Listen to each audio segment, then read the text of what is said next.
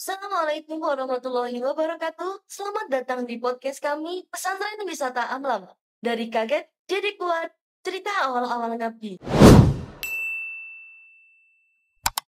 Akhirnya nih guys, episode kali ini tayang juga. Dan di episode kali ini juga kita bakal bahas-bahas tentang pengalaman-pengalaman awal-awal Ngabdi. Nah, alhamdulillah di depan saya ini sudah hadir narasumber kita, yakni dari salah satu ustadzah pengabdian Pesantren Wisata Amlam. Yuk langsung kita sambut aja ustadzanya. Assalamualaikum ustadzah. Waalaikumsalam. Wah, makasih banyak nih Im. Udah diundang di acara podcast perdana dari Pesantren Wisata Amal. Oke, ini kawan-kawan udah pada kenal belum sama Ustazah Askia ini? Ustazah bisa langsung minta tolong perkenalan, Ustazah? Boleh. Perkenalkan, nama saya Askia Damayatri. Saya merupakan salah satu ustadzah pengabdian dari Pesantren Wisata Amal.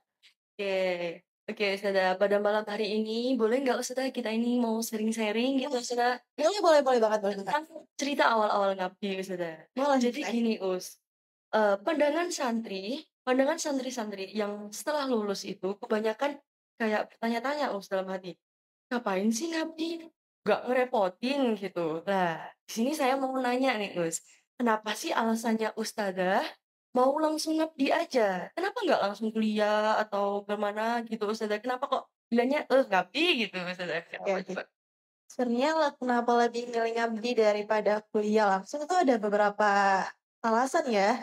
Salah satunya itu di pondok aku yang dulu ini ada program yang dimana setelah lulus harus wajib ngabdi. Program ya Ustadzah? Iya, jadi harus dari lulus, setelah lulus harus ngabdi. Dan alasan yang lainnya itu karena mungkin aku lagi mau mempersiapkan diri dulu ya sebelum terjun ke dunia perkuliahan. Karena dunia perkuliahan itu masuk dunia luar yang bebas banget. Jadi aku benar-benar harus ada bekal dulu nih. Nyiapin diri ya Ustadzah. Benar ada bekal dulu, ada pengalaman dulu sebelum terjun langsung ke dunia luar. Oke, jadi Ustazah Askia ini harus mencari pengalaman dulu guys untuk menyiapkan dirinya ya Ustazah ya masuk ke perkuliahan. Nah, Ustazah dulu waktu awal-awal ngabdi nih waktu pergantian gitu. Apa tantangan terbesar Ustazah waktu pergantiannya itu? Wah, untuk tantangan terbesar sih untuk saat ini ya, menurut aku gimana caranya aku mengatur dan membimbing santri. Soalnya kan santri-santri sini emang wataknya ya, benar karakternya berbeda-beda, jadi kita harus benar-benar ekstra sabar dalam memahami watak-watak santri ini. Jadi ya emang harus mengitukan santri ya Ustazah ya. Ekstra sabar banget. Sebesar apa sih Ustazah peran pengabdian itu Ustazah untuk membentuk karakter santri Ustazah? Dan apa nih misi Ustazah ke depannya? Peran pengabdian bagi aku sendiri sih perannya besar banget ya. Terutama karena aku belajar dari mengabdi ini, aku belajar gimana caranya sabar, ikhlas, dan tentunya bertanggung jawab. Dan dari pengabdian ini sih emang awal-awal ngabdi sih emang kerasa berat banget ya. Emang pasti ngerasa berat banget awal-awal ngabdi. Tapi lama-kelamaan aku jadi sadar kalau hal ini tuh justru membuat aku ngebuat aku jadi lebih dewasa lagi. Jadi benar-benar eh,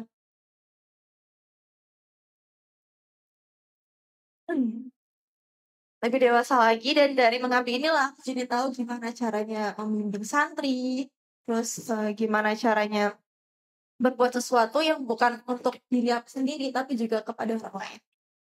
Besar banget ya Ustazah perannya ternyata Ustazah. Nah, Ustazah, saya minta tolong ya Ustazah.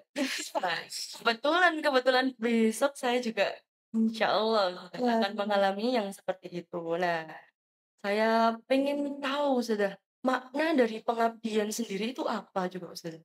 Karena kan besok nih, saya harus mempersiapkan benar-benar ya diri saya, terus ilmu saya kan harus benar-benar matang Ustazah.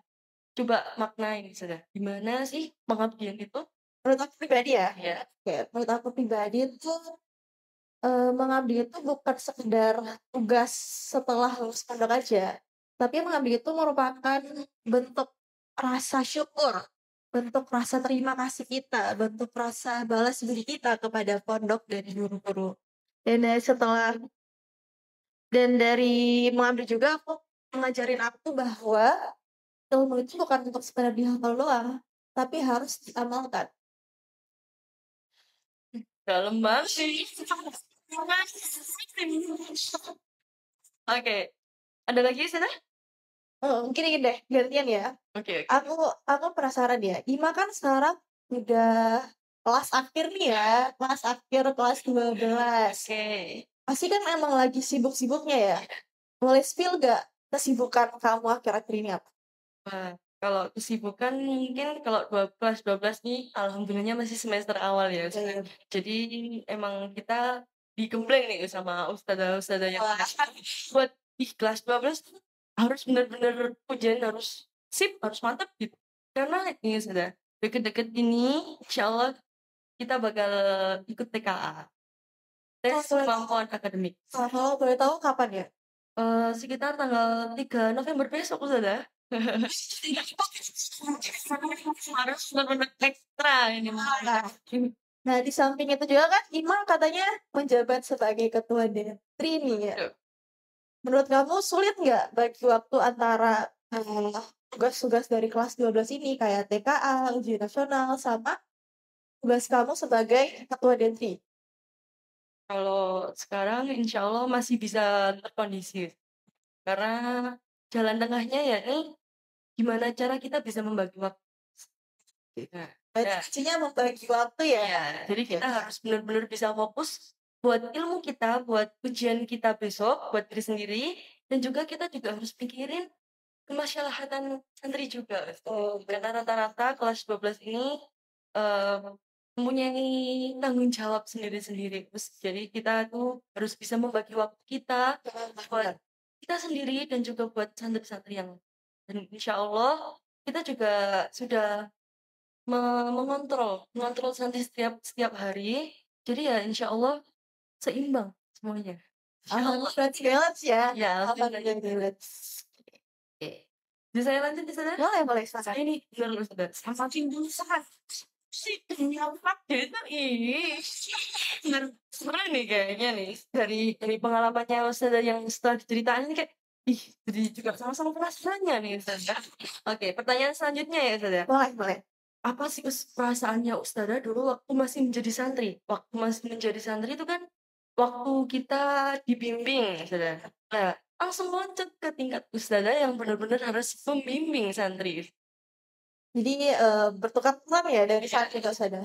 Nah, itu lumayan ya. Jadi saat pertama kali bertukar peran ini dari santri ke ustadzah, rasanya tuh agak campur aduk ya. Saya tuh ada haru juga soalnya aku gak nyangka banget bisa ngabdi di tempat aku yang dulunya menimba ilmu. Dan kadang ada rasa gugup juga ya yang dimana dulu aku yang dibimbing, sekarang aku yang membimbing. Jadi rasanya agak campur aduk gitu. Terus ada rasa belum menyesuaikan diri juga. Dia benar perubahan yang drastis banget. Tapi ya alhamdulillahnya ya Ustaz. Alhamdulillah. Baiklah ya Ustazah. Alhamdulillah. Kalau ngomong-ngomong tentang menimba ilmu nih Ustazah, apa yang momen yang paling Ustazah ngangenin nih waktu Ustazah pernah menimba ilmu di sini Ustazah? Pasti menimba ilmu itu mondok itu udah bertahun-tahun ya Ustazah, sekitar berapa tahun? Sekitar 3 tahun. Oh, pasti banyak banget pengalaman dan yang nggak pernah terlupain ya nggak sih Ustazah? Coba bisa disebutin satu aja Ustazah. Kalau cerita tentang momen yang paling dikangenin ya waktu mondok, sebenarnya tuh banyak banget ya. Sebenarnya banyak banget, tapi menurut aku pribadi tuh lebih ke suasana kebersamaannya. Jadi kayak ngantri halaman, terus makan bareng, terus cerita-cerita sebelum tidur sama teman. Tapi yang paling berkesan banget buat aku tuh, yaitu waktu masa-masa bulan Ramadan. Jadi masa-masa bulan Ramadan tuh benar-benar kebersamaannya tuh benar-benar kuat banget ya. Jadi kayak kita tarawih bareng, terus jajan ke kantin, terus di gazebo sambil berbuka.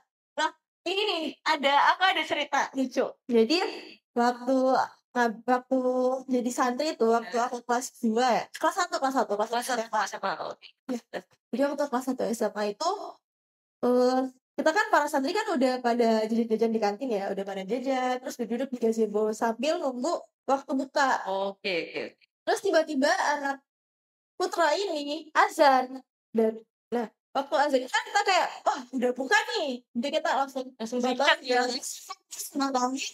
dan ternyata tiba-tiba ustad ini datang, katanya belum buka. Loh, ini loh, ini beneran belum buka nih, akhirnya batal deh. Jadi Mondok maksud sepondok, kita pindah sepondok. Jadi batal dan ternyata itu kejadiannya bukan sekali doang. tahun kemarin juga nggak sih? Iya, langsung berikutnya lagi, itu kejadian lagi. Kayak gitu tuh seru banget nggak sih? Maksudnya kayak, ah buka dulu, gimana nih, gimana nih? Itu kan dan sepondok tuh ganti puasa lagi Kak, hari itu baru ganti puasa lagi. Jamaah ya guys ya. Bener. Oke, sudah. Berarti ya kalau membahas tentang kebersamaan, jujur ya saudara, saya jadi santri akhir tuh juga merasakan itu. Kalau terasa nih, kebersamaan ini emang harus benar-benar diabadikan, harus jaga banget. Iya, jadi santri-santri, saya mohon buat waktu-waktu di pondok ini emang harus dinikmati ya saudara. Susah, seneng tuh emang yang nomor satu tuh kebersamaan. Kita paling bermakna itu buat cerita-cerita ke depannya ya Ustaz. Soalnya setelah kalian lulus, kalian bakal kangen banget sama momen-momen itu.